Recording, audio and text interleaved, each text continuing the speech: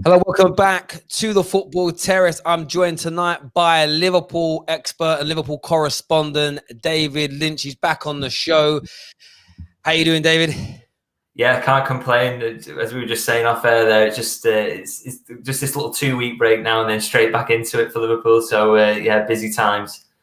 Yeah, I mean, the lockdown saw us all kind of twiddling our thumbs, twiddling our fingers, thinking, what are we going to do for the next 3 months? And that became quite tiring, really, didn't it? In the sense of it was the same story every day, void or not to void, end it now, not to end it. It became very repetitive. I found myself playing computer games again for the first time in about 15 years. Same here, actually. Yeah.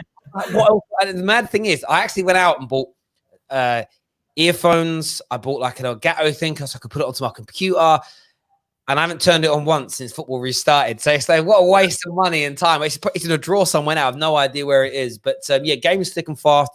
Liverpool have got, what, a 2-week break, is it, before their pre-season begins? Yeah, that's right. Yeah, so that was basically what Klopp said after the Newcastle game was, I'm going to give the players 2 weeks holiday now. They can, obviously, there's only certain destinations they can go to in terms of, you don't want to end up getting stuck anywhere quarantined, and then straight back into pre-season then, and that'll give them, I think, roughly 6 weeks into then the new season starting, which is obviously a crazy turnaround. But it's they had such a long break during lockdown that I think all the players should be fit and ready for that. So it's going to be a busy time. What's the mood? You're obviously there for the trophy sort of presentation at Anfield, which I would say, considering there was no crowd, I did have a cheeky look, but I didn't watch it live as a Man United fan. I couldn't bring myself to do it, but I had a sort of look back. It was quite a spectacular night, really. It looks like something that would have been nice to have been part of. It must have felt quite intimate, really, considering the lack of fans. Yeah, I think you look at that and it could have been terrible, I suppose, because it's such a shame that you don't have supporters there, and they've waited so long for that moment, and for them to be sort of denied that. You can't get away from that. There was it's sad that you couldn't have that with all the supporters there. But I think in terms of the show they put on, I thought they did a really good job. The Premier League made a big show of it for fans around the world, not just the local fans who would have been there, but everyone to make it feel like a proper event. And I'm not sure that possibly translated when I was watching it in the stands. I've seen the clips since, and I think it did give a sense of occasion and really looked like a massive ceremony. In the stands was a little bit of an odd feeling, I'll be honest, just because it wasn't really meant for us. I suppose we were just there as impartial observers to report on it. But yeah, it's something that I'll be able to say that I was there, which I think is, really nice to say that you're one of the very few people, a few hundred people who were allowed in the stadium that night to see it. So yeah, I suppose in terms of that, it's definitely a memory I'll treasure. Yeah, I bet. And I suppose Liverpool fans can't wait to be able to celebrate it with the team. We're still not too sure when that will. I think everybody's holding back now, aren't they, in case of a sort of second wave, as an example? Because the last thing we want now is for this to rear its head, and for football, if we keep it to football for a moment, aside from the much bigger ramifications, we don't want a second situation like we've already had. We want to be able to crack on with next season. But at the moment, I still think the estimates for crowds returning is sort of October, November time. So maybe at that point, something will be able to happen in terms of a kind of parade or to do something at the stadium for everybody.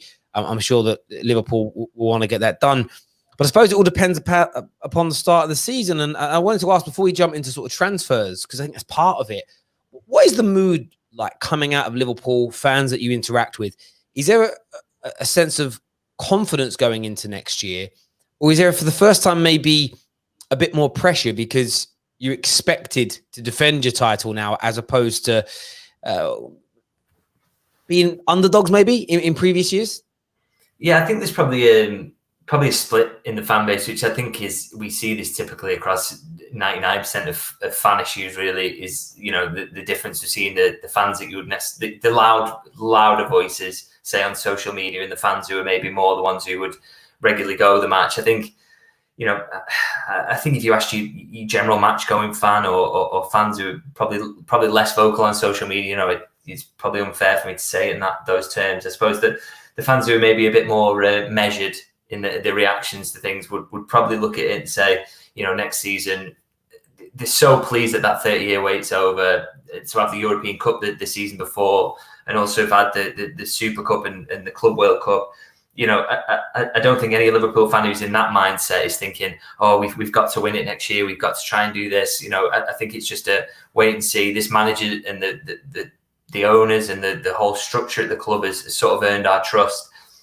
The other side of that is obviously the fans who are slightly more, you know, the ones who I get regular tweets from mostly about transfers, obviously, who are really, really panicking about the idea that Liverpool won't defend the title or won't get close if they don't reinforce. Now, in fairness, that is, you know, possibly a very legitimate view. We can't know that yet. The only thing I would say, obviously, on that is this manager has shown in his time at Liverpool that his team has only gone one way. They've improved and improved and improved. And yes, signings have been involved in that at some stage. But you look specifically at last season and to this season, huge improvements were made to the team without signing anyone. Now, if Jurgen Klopp believes that it's feasible that he could get away without doing anything, and you know, and he's happy in that situation, which I presume he is, because he isn't, you know, about to file his resignation anytime soon, as far as I know. You know, I just think if you're one of those people who's very concerned about it, it's maybe just have a little bit more faith in the manager. If he truly believes that Liverpool can still achieve big things next season, then it's not that much of a stretch for fans to think that as well. And as someone who's covered the club closely during that whole journey they've been on under Klopp, you know, I'm relatively relaxed about next season. What will happen in the transfer market will happen, and anything else around that, I think, you know, that Liverpool are going to put a competitive team on the pitch and going to have a competitive squad to go with it. Yeah, I mean, my mind keeps changing, and I try to keep myself as objective as possible. Of course, as a Man United fan, I want it to go wrong next season for Liverpool. Yeah. Of course I do. And, you know, someone said to me the other day, you're obsessed with Liverpool. And I had a good think about it. And I was like, yeah, I am. And I love it. Of course I am. I honestly feel if a Magic Wand was waved and rivalry disappeared from football, I think I'd stop watching. In terms of, I love my team, but what always makes it sweeter is when you're doing something your rivals are not. But equally, what I really want more than anything is I want Man United to keep progressing. And I want a 4 or 5 year period of us both being at the peak of our powers at the same time, which has never happened in my lifetime. I think the last time you kind of got a scenario where United and Liverpool winning things in tandem with one another almost was at some point in the 60s. But actually, I watched the whole documentary on Liverpool's official YouTube channel. There wasn't a massive rivalry between the two clubs in the 60s. It was something in terms of the kind of the volatile rivalry that developed through the late 70s and 80s, and of course hasn't gone anywhere. So my mind keeps changing around what I want to happen and what I think will happen. And we know that Liverpool have openly stated, I think Klopp's been very public in the sense that with the financial implications on football, 25 to 30% reductions of income, they can't warrant dropping huge amounts of money on players. I'm still not particularly sold that they're not going to spend any money. We'll get onto Thiago in a moment. But Liverpool are probably the best placed team in the league to not spend, in the sense of they're the best team in the league. So you've got that strength already. You've got a lot of young kids that are coming through. It could be a great opportunity for them to get game time. I suppose the fear factor in some Tottenham fans, some Liverpool fans' minds is where I'm at, where I look at Chelsea and think, I mean, they've signed 2 players that were heavily linked with Liverpool for a long time in Kai Havertz and Werner.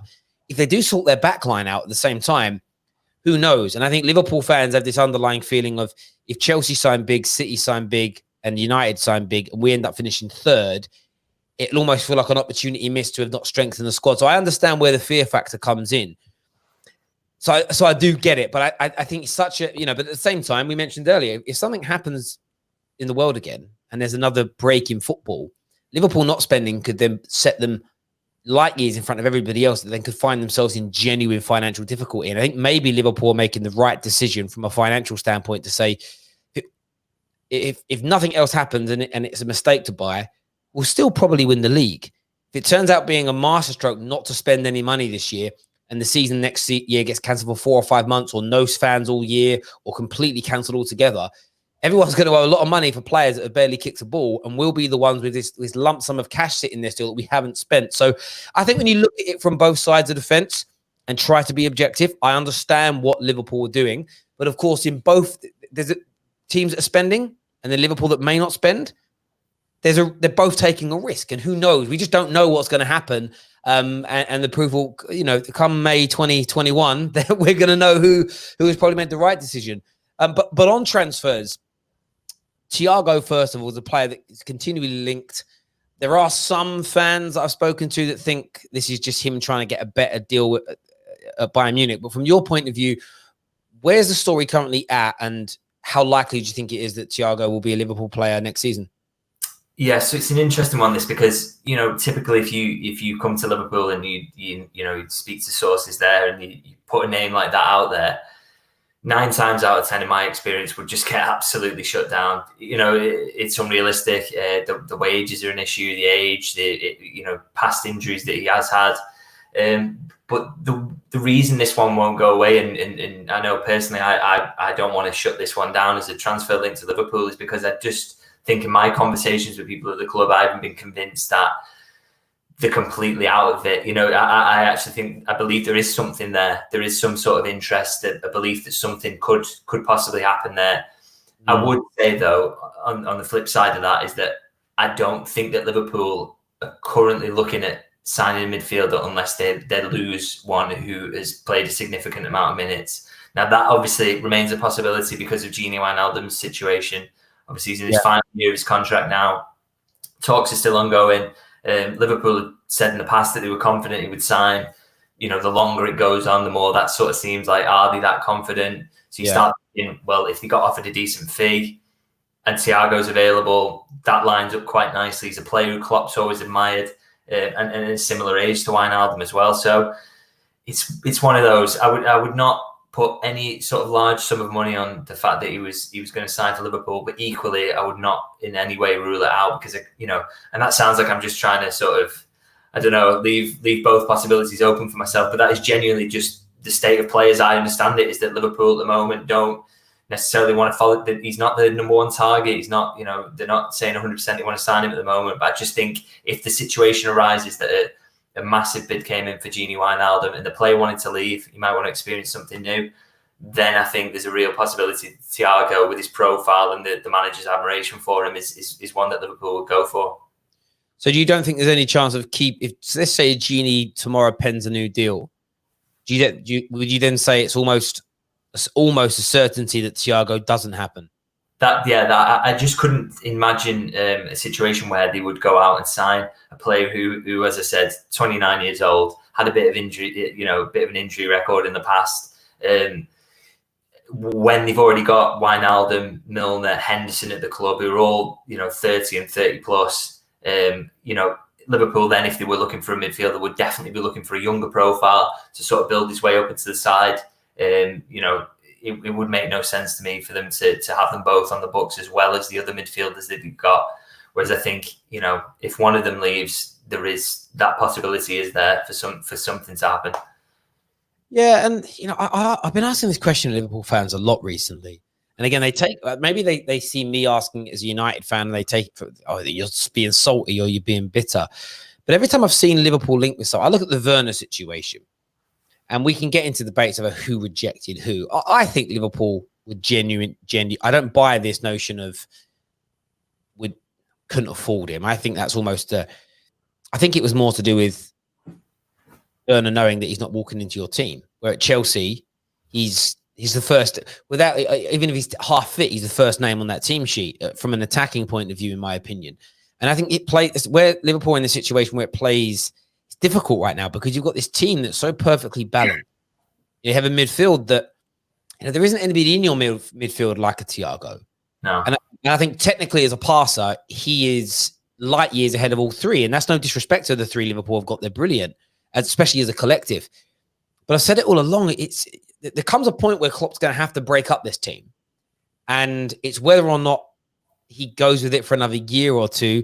Also, you've got all these youngsters that are coming through now, and we see it all the time. Oh, this kid's going to be great. This lad's amazing. I always stay reserved. I don't care what they've done at academy level to a point, because I've seen players like Kiko Makeda come through at Man United who were tearing it up at the academy level. They were, in reserve football, were scoring hat-tricks every week. They could barely get a kick when it comes to the real men's game. So I think that there's also an element of saying, well, maybe some more of these youngsters get given a proper opportunity to see whether they can actually cope. And it's okay coming on as a sub when you're 4-0 up in a Premier League game. But actually, let's see how some of them hold their nerve starting against Arsenal in a Premier League game. There's almost an element at some point you've got to test these kids in a big game, not a League Cup game, so that there's that to focus on. So I do get the situation that Liverpool are in. Of course, it won't stop me bantering Liverpool fans if they don't sign anybody as an example. But yeah, I think breaking up that midfield three is so difficult, especially with the volume of work they do covering the marauding fullbacks. I think it's a very special midfielder you need who doesn't care about not being the crowning jewel of the star. And I'm not saying Thiago's that guy. I don't know him well enough. But I think if you think of sort of a Paul Pogba-esque, Paul Pogba's no good for a Liverpool team because he isn't, I'm not saying he's an amazing player, but he couldn't do what Gini and Henderson do. The same as you couldn't put Henderson into a Barcelona team and say, listen, we need you to be Xavi today, mate. You know, that isn't his game. And I say that with respect. And that's, horses for courses, if you get what I mean.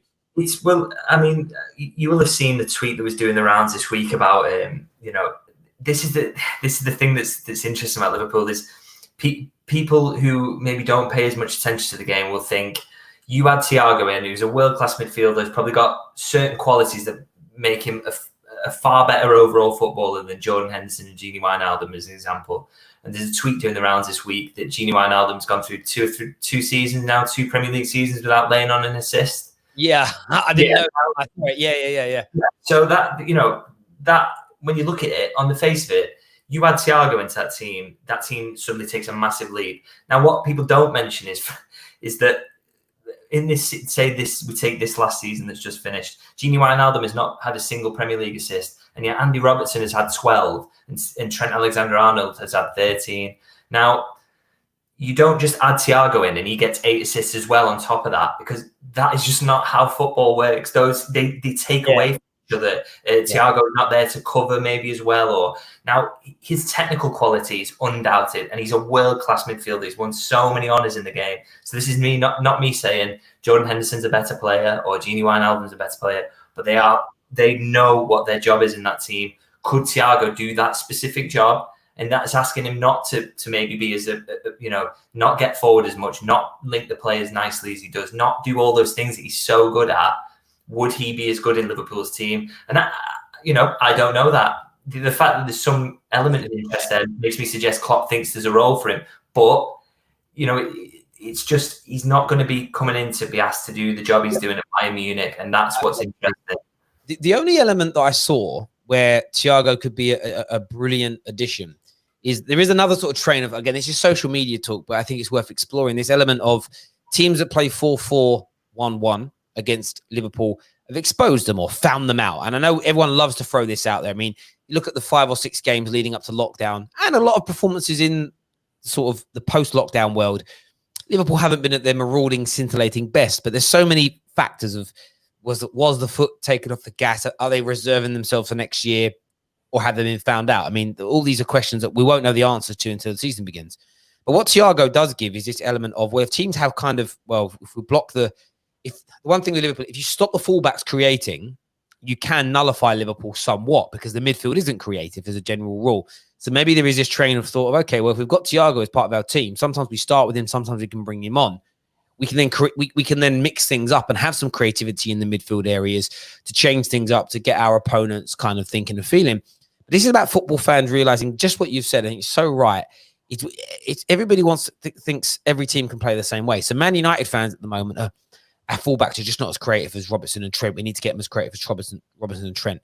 So you do realize we're trying to bring Sancho in to be creative from that right-hand side. You do realize that Bruno and Pogba's job is to be creative, and they will be the creative sparks. We don't need fullback who are as good creatively as those guys because they're going to do more defending than what the fullbacks at those clubs do. So we're looking for a different system. Not everybody has to play with that. I mean, Man United, I think, had an obsession in the last 5 years of Fergie's career, and even the early part of Moyes, got to find a brilliant number 10. Why? Just because David Silva's great. And just because Chelsea had some good number 10s. We don't have to go and do it ourselves. And I think we spent too long almost trying to mirror what other clubs had done and were successful with, rather than saying, why don't we create a system that's great for us, that works, that breaks teams down? And I guess what Liverpool have done so well, you've now got to a point where fans around the world are obsessed with having amazing, marauding fullbacks.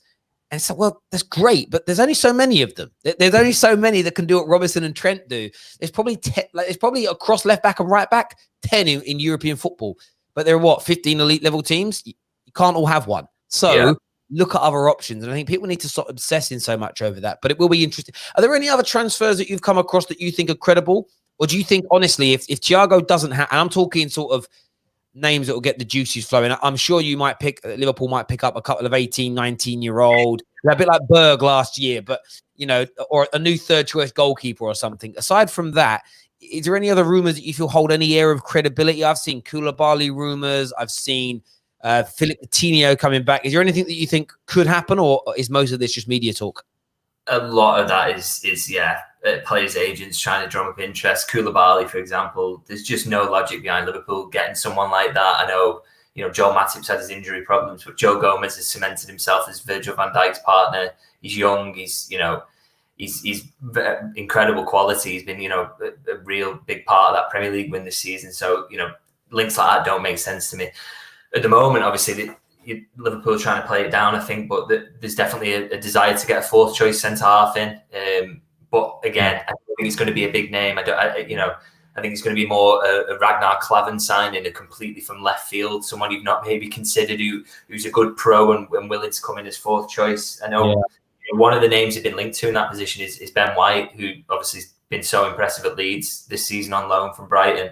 But again, he's costing 25 million upwards at the current figures I'm hearing, and for Liverpool to say to him, okay, come in and be fourth choice, when he's just played a full season at Championship level and is wanted by a list of Premier League clubs as long as your arm. And I'm talking like, you know, Chelsea, Man United have had a look as well. Wolves, teams like this, where he would come in and get game time. It would be madness for him, for his career, to go to Liverpool. And it would be madness for Liverpool to spend that much on a player who's not going to play much. So, yeah, it's, you know, and even that's even a player they've looked at a lot as well and really like. So, yeah, at the moment for Liverpool, unfortunately, as a journalist, it's not really helpful. But there's not a great deal of credible links out there I've seen really for Liverpool.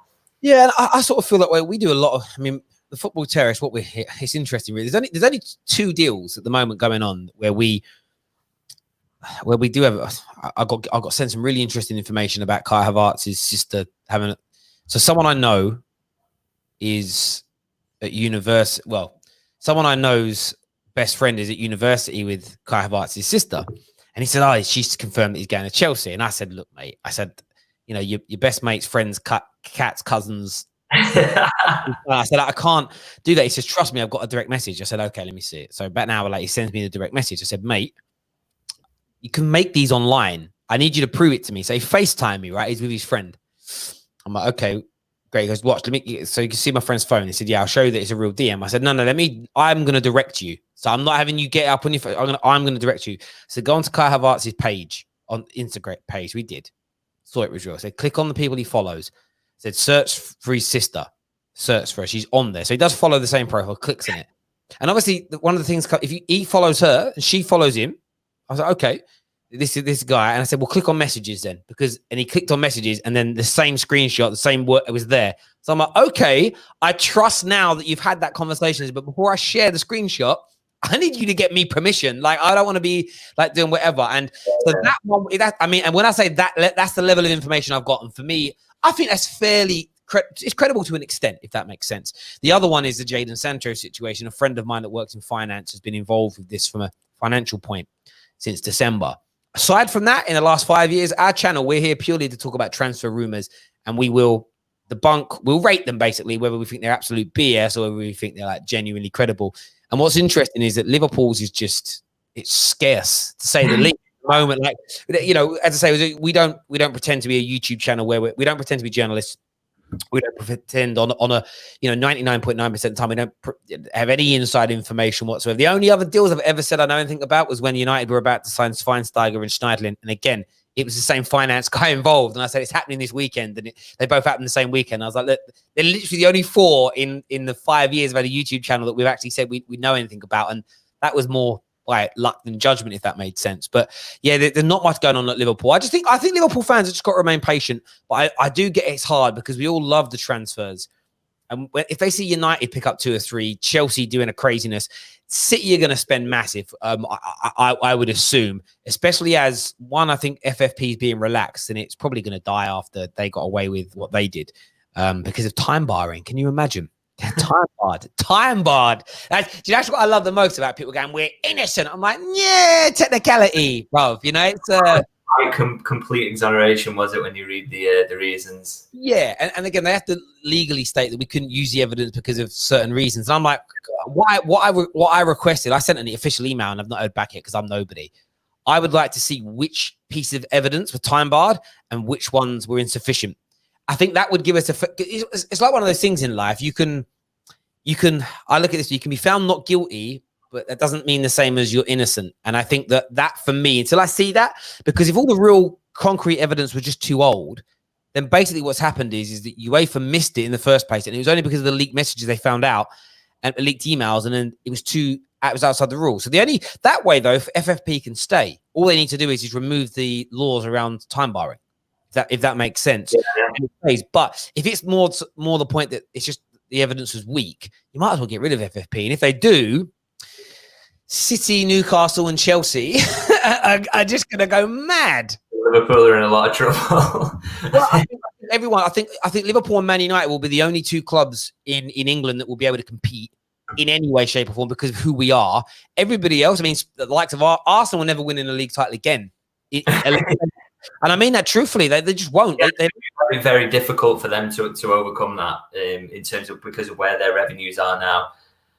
Well, they've not overcome it once since Chelsea got their money. And I can't imagine you've got all these teams that are in front of them. No, Wolves are better than them now. Newcastle will catch them up. Leicester. So they're being absolute bits. United and Liverpool, I think, would hold their own. I actually also think that you've got better owners than us.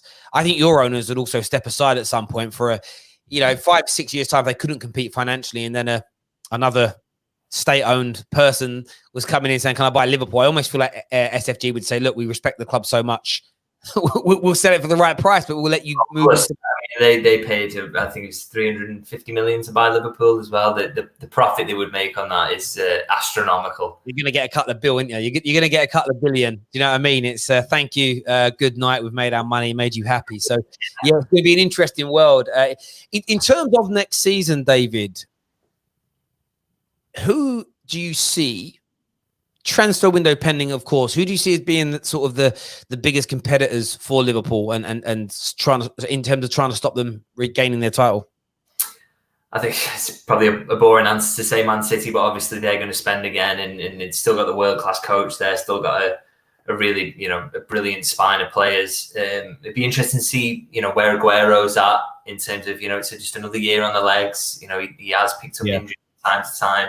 David Silva going missing. Obviously, we've seen the impact that losing Vincent Kompany has had on them since last season. So that's another dressing room leader gone. But the funds that they've got, I'm sure they'll spend to replace players. And Phil Foden looks really promising. So you can see City being right up there. I can maybe see Liverpool, gaining fewer points just on the basis of they've gone at such an incredibly high level that maybe another season that's near 100 points is probably asking a little bit much. So that might bring other teams into the title mix.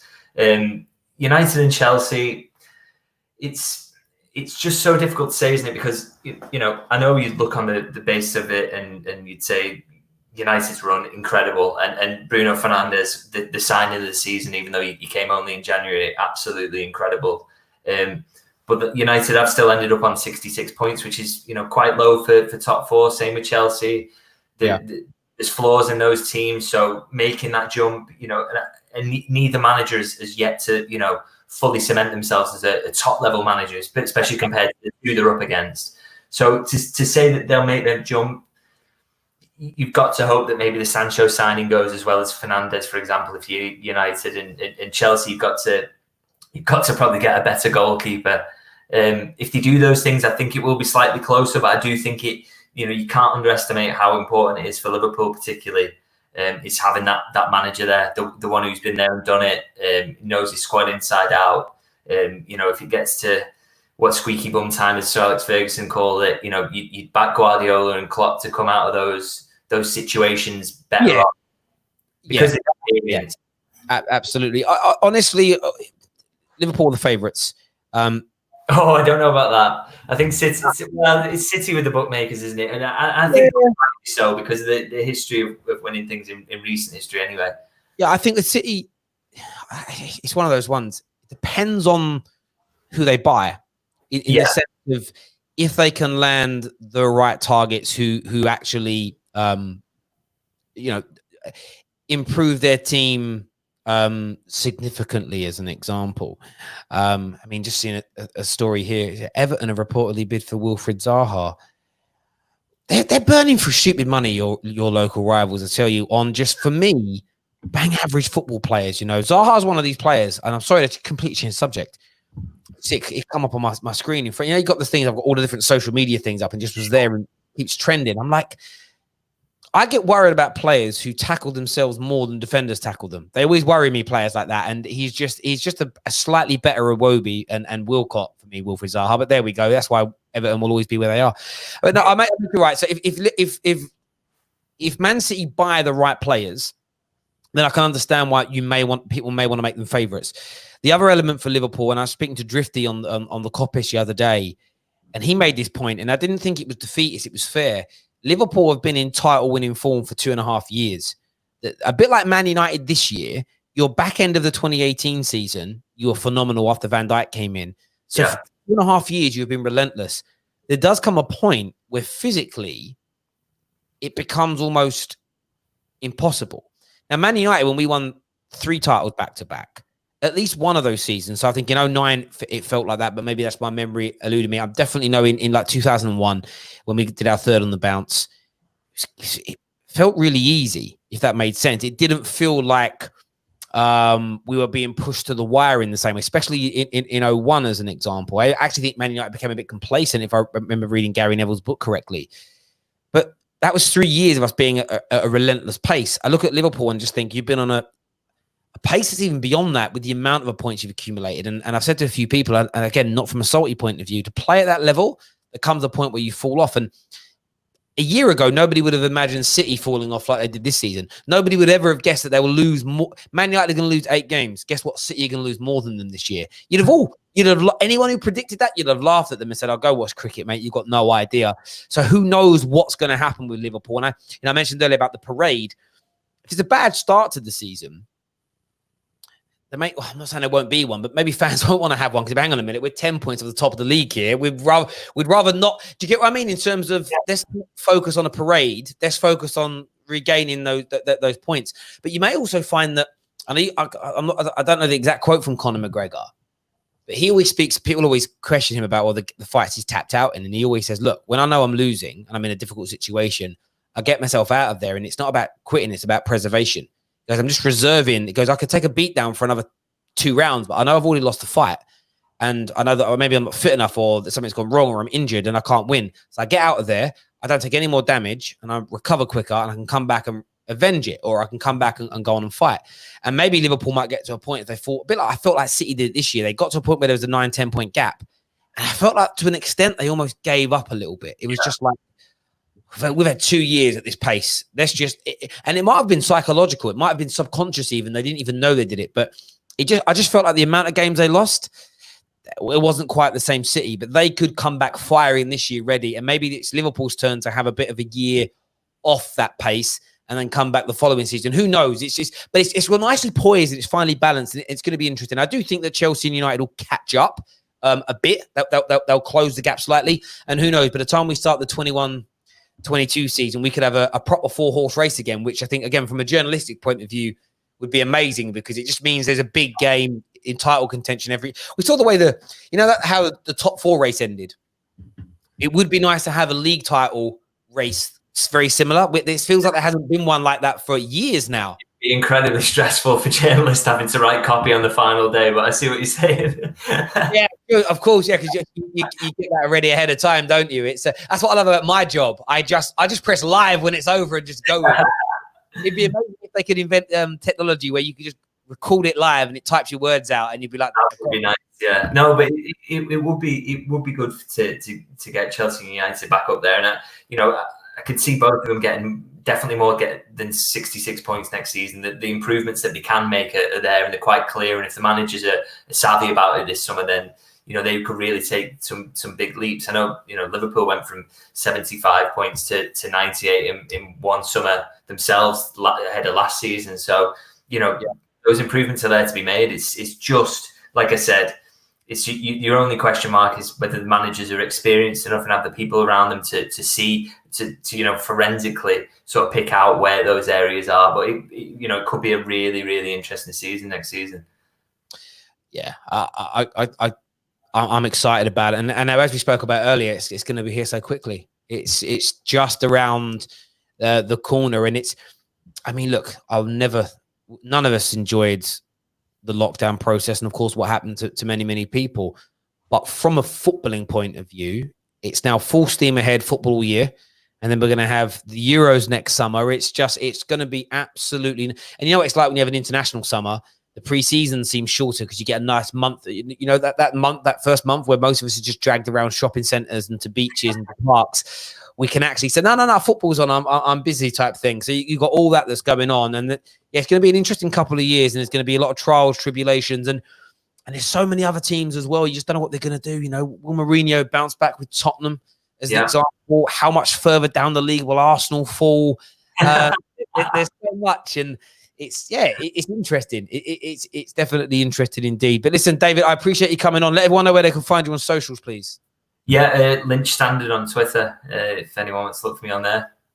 Yeah, listen, if you want your Liverpool news, you want it straight, direct, nothing kind of fabricated, nothing mad, shooting straight from the hip, make sure you follow David and, of course, his columns and articles at the Standard. Thank you very, very much for coming on, mate. Really do appreciate it, as always, and we'll chat to you soon.